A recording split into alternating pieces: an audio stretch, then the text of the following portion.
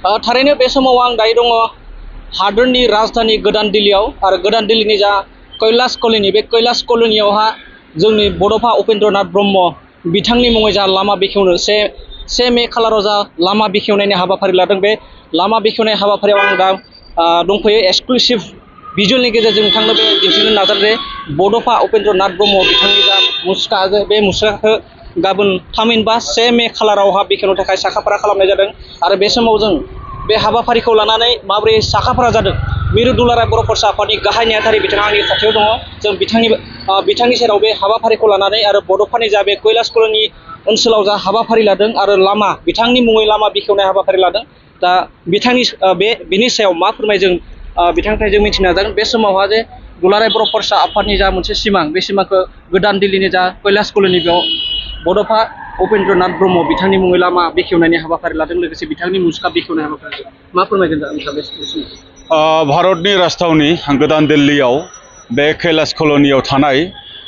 जे मोनसे लामा जे लामाखौ दिनै बड'फा उपेन्द्रनाथ ब्रह्मनि बिमुङै गाबोन 1 तारिख मे बड'फा उपेन्द्रनाथ ब्रह्मनि बे थैनाय सानाव भारत सरकारनिनो बा भारतनिनो नखर मन्त्रि अमित शाह मानव गेदेर बिथाङा बे लामाखौ बेखेवफैगोन लोगोसे बे लामायावनो मोनसे सार्केल दङ बे सार्केलाव बड'फा उपेन्द्रनाथ ब्रह्मनि मुसुखा बे मुसुखाखौबो बिथाङा गाबोन बेखेवगोन बेलासिनि 4 रिंगायाव आरो बेबायदिनो माने जे जोंनि बे हाबाफारिजों लोब्बा लाखिनानै मोनसे मिटिं जागोन मोनसे माने गेदारिं जागोन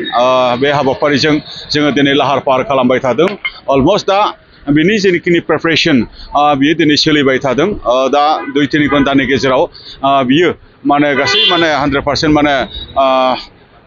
बियो कमप्लिट जासिगोन प्रिपारेसना बिदि होननानै जोङो साननो हायो दा खोब गोजोनथाव बाथ्रा माने जोंनि माने गोग्लैसोनाय हारि बा बर'फोरनि माने जे जोंनि जौगानाय बा बर' हारिखौ गेरेमसा हारि दानाय बा बुहुमाव बर' हारिखौ नोङो जौगासार खालामनाय गेरेमसा हारि खालामनाय बे सिमांजों बड'फा उपेन्द्रनाथ ब्रह्मआ गावखौ माने बावसोमनानै हारिनि थाखाय खामानि मावदोंमोन गमामायैनो बिथांनि सिमांखौ होसोनानै दिनैनि थांनानै थानाय साफ्रोमबो सुबुंफोरा बा बिथांनि सान्थौ आरो सानस्रिखौ गोबानानै दिनै खामानि मावबाय थादों आरो बिथांनि सान्थौ आरो सानस्रिखौनो दिनै बुहुमनि बिखायाव गायसननो होननानै दिनै दुलाराय बर' फरायसा आफादा बा बर'नि माने मोजां सानग्रा रायजो राजाफ्रा बा गासै बर' माहारिया बा जोंखौ मोजां मोनग्रा गुबुन गुबुन दैदेनगिरि बिथांमोनाबो जोंखौ मदद खालामदों बेबायदिनो दिनै गोदान दिल्लीयाव बिथांनि बिमुङै जोङो लामाखौ मोननो हादों आरो बिथांनि मुसुखाखौ जोङो दिनै बेवहाय जोङो गायसनफैनो हानायनि मोनसे सिमाङा जाफुंदों बेनि थाखाय आङो भारत सरकार प्राइम मिनिस्टार मानव गेदेर नरेन्द्र मदि बिथांनिसिम आं रोजा रोजा साबायखर बावदों आरो भारतनिनो नखर मन्त्रि अमित शाह मानव गेदेर बिथांनिसिमबो आं रोजा रोजा साबायखर बावदों आरो बे गासिबो खामानिखौ जाफुंनायाव गोख्रोङै मदद खालामनायनि थाखाय आसामनि chief minister doctor Himanta Biswa Sharma बिटिआरनि CM श्री प्रमद बर' बिथांमोननिसिम आङो साबायखर बावदों दुलाराय बर' फरायसा आफादा जायखौ दाबि होदों बे दाबिखौ बिथांमोना गनायनानै थाबैनो सर्ट माने टाइमनि गेजेरावनो बिथांमोना गनायथि होनायनि गेजेरजों मोनसे भारत बायदि मोनसे हादरनि जेनाखि मोनसे राजधानी आरो बे केपिटेल बेबायदि मोनसे जायगायाव जोंनि जेनाखि मोनसे बर'फोरनि मोनसे सिनायथि आरो थामोनथा आरो बर'फोरनि जेनाखि जोंनि बिफा माने बड'फा बिथांनि थाखाय मोनसे जायगा आरो बेखौ मोनसे रिकगनाइजेसन होनाया जोंनि थाखाय खोब गोजोनथाव बिनि थाखाय गाबोननि हाबाफारिखौ जोङो जथेस्थ' जोङो गोजोनदों आरो बरायदों बिनि थाखाय जोङो भारत सरकारखौ जोङो रोजा रोजा साबायखर बावदों गमामायैनो बड'फा उपेन्द्रनाथ ब्रह्मनि सान्थौ आरो सानस्रिया भारतआवल' माने गोसारनायनि खोथा गैया बेखौ बुहुमनि बिखायाव जोङो साफ्रोमबो फैबाय थानाय समाव जोङो गोसार होनांगौनि थाखाय खामानि मावनांगोन आरो सानसे जोङो बर'खौ गेरेमसा हारि खालामथारनांगौनि थाखाय जों आगान सुरबाय थायोबा जोङो बै थांखिसिम जोङो मोनहैगोन होनना जोंहा मोनसे फोथायनाय दं गोजोन्थों बे हाबाफारियाव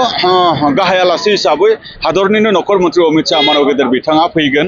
आरो दिल्लीनि माने CM मेडाम माने रेखा गुप्ता बिथाङाबो बेवहाय बाहागो लागोन लोगोसे आसामनि चिफ मिनिस्टार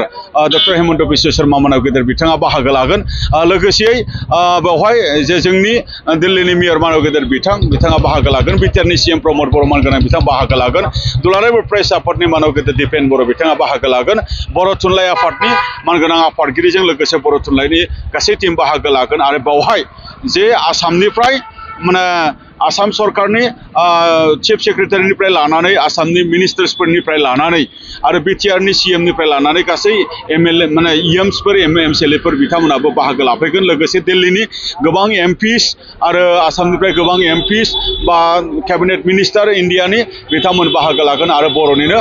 गासै माने माहारियारि आफादफोरनि दैदेनगिरि बिथांमोना बाहागो लाफैगोन बेनि थाखाय गाबोननि जेनाखि प्रग्राम बेयो जानो थांगासिनो दं आरो दिल्लीयावनो थानाय गुबुन गुबुन कमिउनिटिनि जेनाखि जोंनि नर्थ इस्टनि स्टुडेन्ट्स अर्गानाइजेशन कमिउनिटि अर्गानाइजेशन माने जे जोंनि माने ससियेल अर्गानाइजेशन बा माने लिटारेरि अर्गानाइजेशन बिथांमोनाबो बेवहाय बाहागो लाफैगोन गासै बेवहाय 1500सो मानसिया बेवहाय गाबोन गेदारिं जानो थांगासिनो दङ बे हाबाफारिखौ बरायनायजों लोगोसे बे हाबाफारिखौ मदद खालामनो थाखाय आरो गोजोननायजों बे हाबाफारियाव बाहागो लानो बयबो फैदों गोजोन्थों।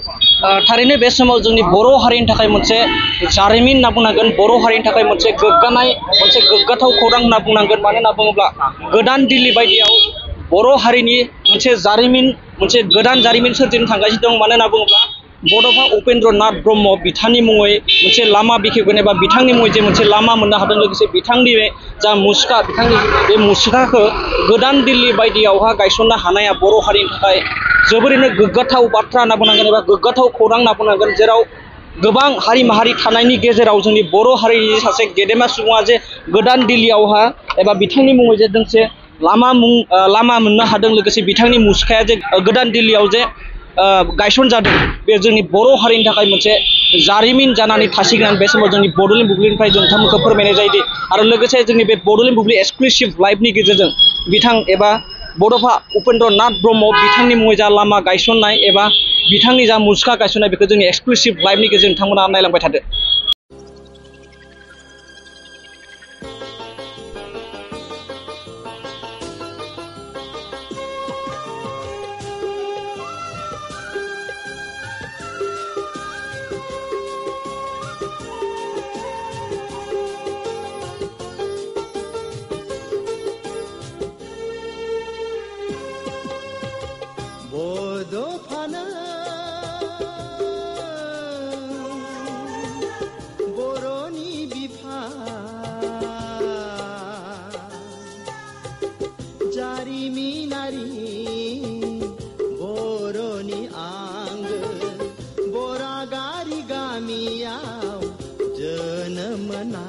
जार बर' बिमानि गोरबोनिफ्राय हारायै मेलेमै आरो गोसोयै नोंदि असे बर' फिसा बड'फानो बर'नि बिफा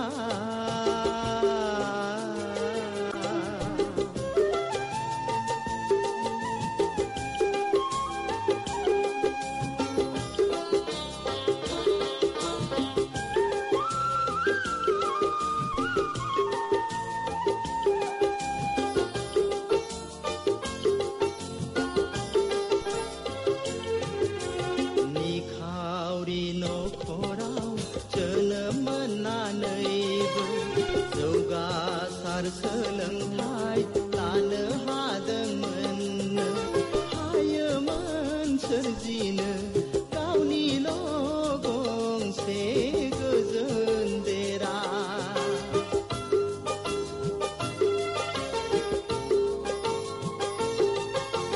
नाथाय गोग्लैसोना थानाय हारिफोरखौ बोखांनो नोंनि रोंगौथिनि गेजेरजों दिन्थिलांबाय माबोरै जुजिनानै